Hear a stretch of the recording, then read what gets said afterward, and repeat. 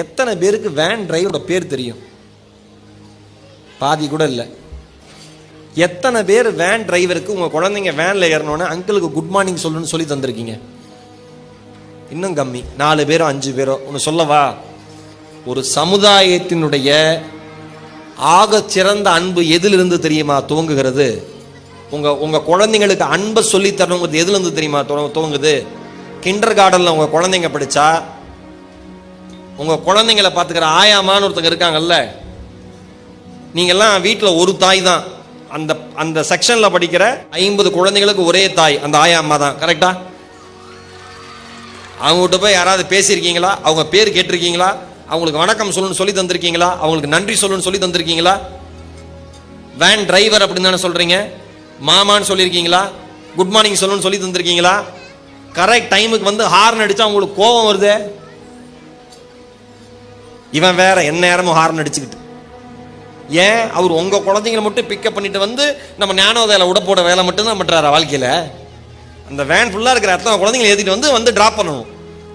கரெக்டா? கரெக்ட் டைமுக்கு வந்து ஹார்ன் அடித்தா பேரண்ட்ஸுக்கு கோவம். என்ன ஹார்ன் அடிச்சுக்கிட்டே இருக்கு? ஒரு 2 நிமிஷம் வெயிட் பண்ண மாட்டாப்லையா? குழந்தைய வச்சுக்கிட்டே பேசுறது. இந்த அம்மா அதிசயமாக சீக்கிரம் எந்திரிச்சு கிளம்பி வந்துருச்சுன்னு வச்சுங்க, ஃபர்ஸ்ட் வேன் டிரைவர். எவ்வளோ நேரம் வெயிட் பண்ணுறது? மனசாட்சியே இல்லாமல் பேசுறது நமக்கு மட்டும்தான் சொந்தம். எல்லா வேன் டிரைவர்ஸும் எல்லாமே பொறுத்துக்கிட்டு போகிறாங்க பாருங்க. அவங்களெல்லாம் கோயில் கட்டி கும்பிடணும். ஒரு சராசரி மனிதன் மீது அன்பை செலுத்துகிற பக்குவத்தை உங்கள் குழந்தைகளுக்கு சொல்லி தந்தால் மட்டும்தான் நாளைய சமுதாயத்தில் மனிதாபிமானம் என்பது தழைத்து வளரும் என்பதை மறந்து விடாதீர்கள். நீ என்னடா நடந்துச்சு, உன் ஃப்ரெண்டு என்ன ஸ்நாக்ஸ் கொண்டு வந்த, அவனுக்கு பிடிச்ச மாதிரி பேச ஆரம்பிக்கணும். இன்னைக்கு என்ன பண்ண, கிளாஸ் ஜாலியாக இருந்துச்சா, நல்லா சாப்பிட்டியா, உன் ஃப்ரெண்டு என்னென்ன கொண்டு அப்படி கேட்கணும். எடுத்துரும் நல்லா படிச்சிங்க. அதுக்கப்புறம் பேசவே மாட்டான். வீட்டில் மோசமான கும்பல் நினச்சிக்குவான். எல்லா ஹோம்ஒர்க் எழுதிட்டியா? என்ன நான் கேட்குறேன், உங்கள் குழந்தைய பெற்றதெல்லாம் இதுக்கு தானா? ஹோம்ஒர்க் எழுத படிக்க மார்க் வாங்க, ஹோம்ஒர்க் எழுத படிக்க மார்க் வாங்க, ஹோம்ஒர்க் எழுத படிக்க மார்க், இதுக்கு தானா? எல்லா பேரண்ட்ஸுக்கும் ஒரு சுயநலம். நல்லா படித்தா கடைசியில் எங்களுக்கு ஒரு வாய்ச்சோறு போடுவான். இப்படி நினச்சே வளர்க்குறது.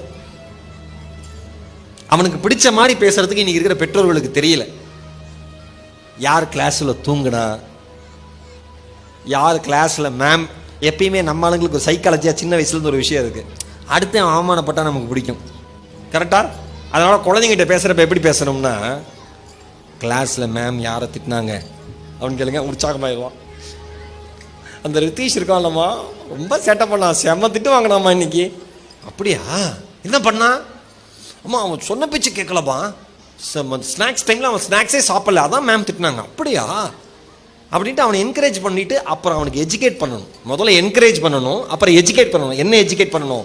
ரித்தீஷ் உன் ஃப்ரெண்டு தான்டா செல்லும், ஸ்நாக்ஸ் சாப்பிட்ணும், அது ஹெல்த்தி, அதுக்கு தானே அம்மா ஃப்ரூட்ஸ்லாம் கொடுத்து விட்டுருக்காங்க, நீ உக்காரு, உங்கள் அம்மா கொடுத்த ஃப்ரூட்ஸ் நல்லா இல்லை, உனக்கு பிடிக்கலன்னா இது வேணுமான்னு பாரு, என்னோட ஃப்ரூட்ஸ் வேணா நீ சாப்பிடு, உன் ஃப்ரூட்ஸை நான் சாப்பிட்றேன்னு நீ சொல்லணும்டா செல்லுவோன்னு எஜுகேட் பண்ணணும். அதோட கை தட்டிட்டு நிறுத்திவிட்டா நாளைக்கு நம்மளையும் அதே தான் பண்ணுவோம். ஓகேவா? முதல்ல என்கரேஜ் பண்ணுங்க, அப்புறம் குழந்தைங்களுக்கு எஜுகேட் பண்ணுங்க. குழந்தைகள் உலகம் மிக மிக அற்புதமான உலகம். நான் இன்னைக்கு பெற்றோர்களை பார்க்குறேன், மண்ணில் கை வச்சா பதறாங்க. மண்ணில் விளையாடாத, மண்ணில் விளையாடாத, அப்புறம் என்ன வானத்திலே விளையாடுவாங்க? ஊர் பக்கமே அப்படி ஆயிடுச்சு. எனக்கு கவலையா இருக்கு. சரி, மெட்ராஸ் மெட்ரோ சிட்டியில தான் அப்படின்னா, ஊர் பக்கமே விளையாடாத விளையாடாத விளையாட, மண்ணில் கையை வைக்காத, மண்ணில் கையை வைக்காதன்னு சொல்றோம், மண்ணில் தான் போவே போறோம். மண்ணில் கையை வைக்காத, அதை பண்ணாத, இது டேட்டு அது டேட். இந்த மண் மீதான பாசம் எப்பொழுது வரும் என்றால், இந்த மண்ணில் நம் உடல் புரண்டு புரண்டு விளையாடுகிற பொழுதுதான் இந்த மண்ணுக்கும் நமக்கும் இடையான தொடர்பு அதிகரிக்கும். ஒரு வெளிநாட்டில் வாழுகிற மனிதனுக்கு தமிழ்நாட்டு மண்ணினுடைய வேல்யூ என்னன்னு தெரியும், மதிப்பு என்னன்னு தெரியும். நம்ம இங்கே இருக்கோம்ல, நமக்கு அவ்வளோ சீக்கிரம் தெரியாது. தயவு செஞ்சு ஒவ்வொரு விஷயத்திலையும் உங்கள் குழந்தைங்களை அவர்களுடைய சுதந்திர வானில் பறக்க அனுமதிக்கிற பெற்றோர்களாக நீங்கள் இருக்க வேண்டும் என்பது என்னுடைய ஆசை. உறவுகளுக்கான மதிப்பை சொல்லிக் கொடுங்கள். ஒழுக்கமாக வாழ்வதால் எவ்வளவு உயரத்திற்கு செல்ல முடியும் என்பதை கற்றுக் கொடுங்கள். படிப்பு எவ்வளவு முக்கியமோ அதைவிட பண்பும் அவ்வளவு முக்கியம் என்பதை சொல்லிக் கொடுங்கள். உன் ஆசிரியர் தான் நீ கல்வி நிறுவனத்தை விட்டு வெளியில் வருகிற வரை உனக்கான முதல் பெற்றோர் என்பதை உங்கள் குழந்தைகளுக்கு சொல்லிக் கொடுங்கள். இயற்கையான இடங்களுக்கு அழைத்து சென்று இயற்கையை ரசிக்கவும் இயற்கையை நேசிக்கவும் கற்றுக் கொடுங்கள். நல்ல வார்த்தைகளை பேசுவதால் வாழ்க்கையில் நல்லது மட்டுமே நடக்கும் என்பதையும் அவர்களுக்கு உணர்த்துங்கள். வாழ்க்கையை வாழ கற்றுக் கொடுங்கள். சொந்த கால்களில் அவர்கள் நிற்பதனுடைய அவசியத்தை அவர்களுக்கு புரிய வையுங்கள்.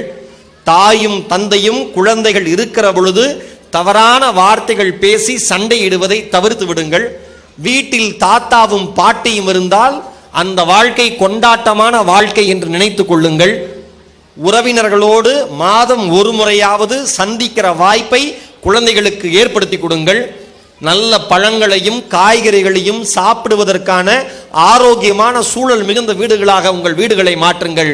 வாழ்வது ஒரு முறை, இனி வாழட்டும் இனி வருகிற தலைமுறை. வாய்ப்பிற்கு நன்றி. வணக்கம்.